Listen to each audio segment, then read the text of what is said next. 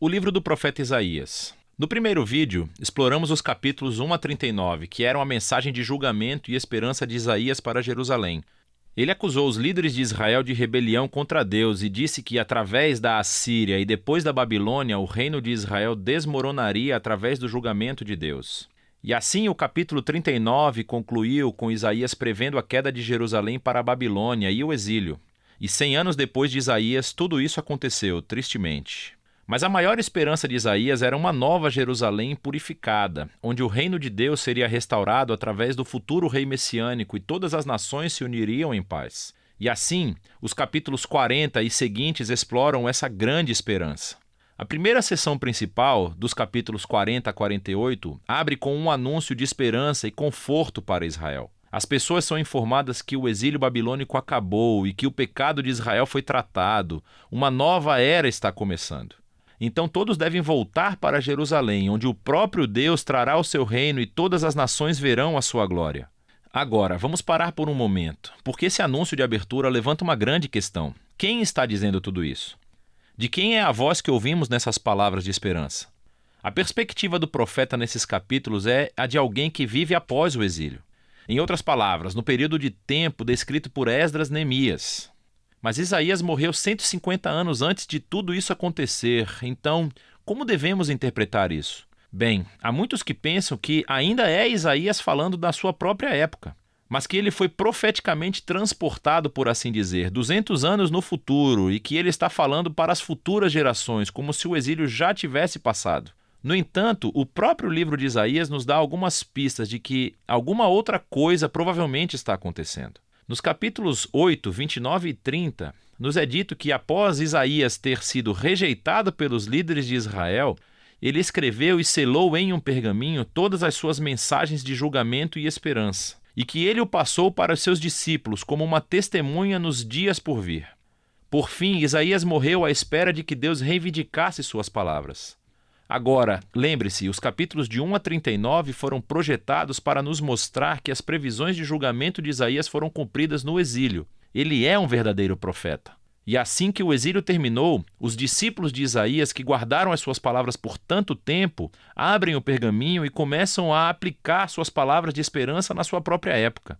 Assim, nessa visão, o livro de Isaías consiste na primeira coletânea das palavras de Isaías, bem como dos escritos de seus discípulos proféticos, que Deus usa para estender a mensagem de esperança de Isaías às futuras gerações. Qualquer que seja o ponto de vista, todo mundo concorda que esses capítulos estão anunciando que a esperança futura chegou, que Deus está cumprindo as promessas proféticas de Isaías. E assim o profeta espera que Israel responda, tornando-se o servo de Deus. Isso é, depois de experimentar a justiça e misericórdia de Deus através da história, eles começarão agora a compartilhar com as nações quem Deus verdadeiramente é. Mas não é isso que está acontecendo. Em vez de testemunhar às nações, Israel está realmente reclamando e até acusando Deus. Eles dizem que o Senhor não presta atenção aos seus problemas. Na verdade, ele está ignorando a sua causa. O exílio babilônico, compreensivelmente, fez com que Israel perdesse a fé em seu Deus. Quer dizer, talvez ele não seja tão poderoso. Talvez os deuses da Babilônia sejam muito melhores do que o nosso Deus. E assim, o resto desses capítulos, de 41 a 47, são criados como uma cena de julgamento. Deus está respondendo a essas dúvidas e acusações com os seguintes argumentos. Primeiro, ele diz que o exílio da Babilônia não foi negligência divina. Pelo contrário, foi divinamente orquestrado como um julgamento pelo pecado de Israel. Segundo, foi por causa de Israel que Deus levantou a Pérsia para conquistar a Babilônia, para que eles pudessem voltar para casa cumprindo as palavras do profeta Isaías.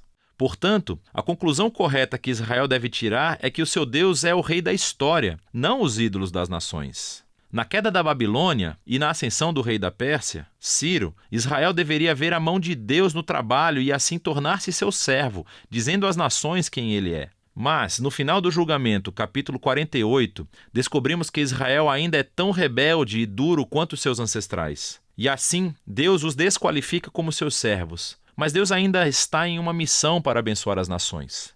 E assim, o profeta diz que Deus vai fazer uma coisa nova para resolver esse problema, que passa para a próxima sessão, de 49 a 55. Somos apresentados a uma figura que se chama servo de Deus, que vai cumprir a missão de Deus e fazer o que Israel não conseguiu fazer.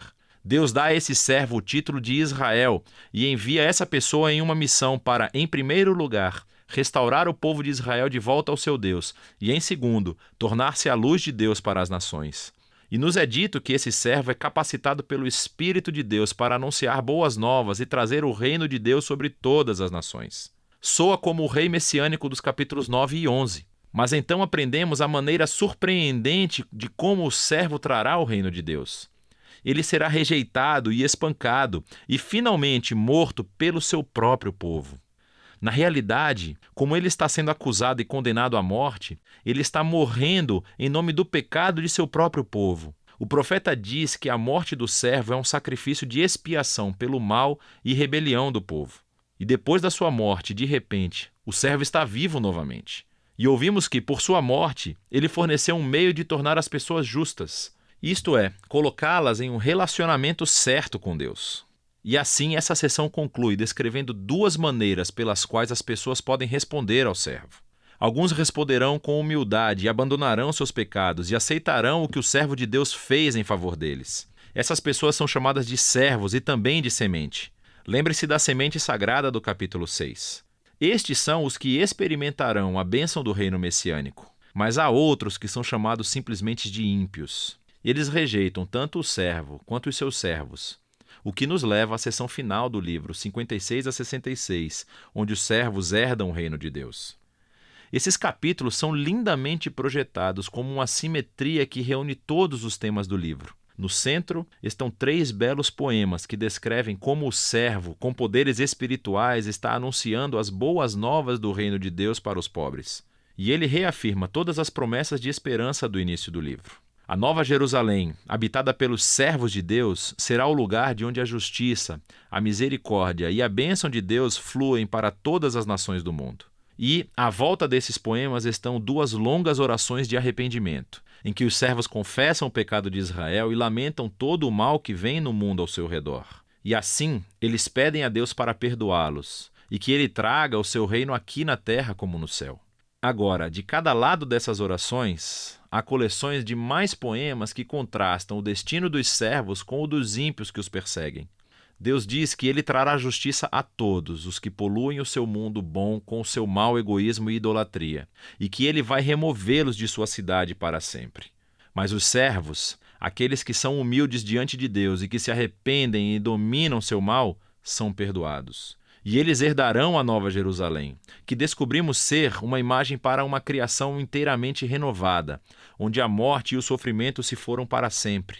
E isso nos leva ao quadro mais extenso dessa parte do livro. Nesse mundo renovado do reino de Deus, as pessoas de todas as nações são convidadas a se juntar aos servos da família da aliança de Deus, para que todos possam conhecer o seu Criador e Redentor. E assim, o livro de Isaías termina com uma visão muito grandiosa do cumprimento de todas as promessas da aliança de Deus. Através do rei servo sofredor, Deus cria uma família da aliança de todas as nações que estão aguardando a esperança da justiça de Deus para trazer uma criação renovada, onde o reino de Deus finalmente existe, tanto aqui na terra como no céu. E essa é a esperança muito poderosa do livro de Isaías.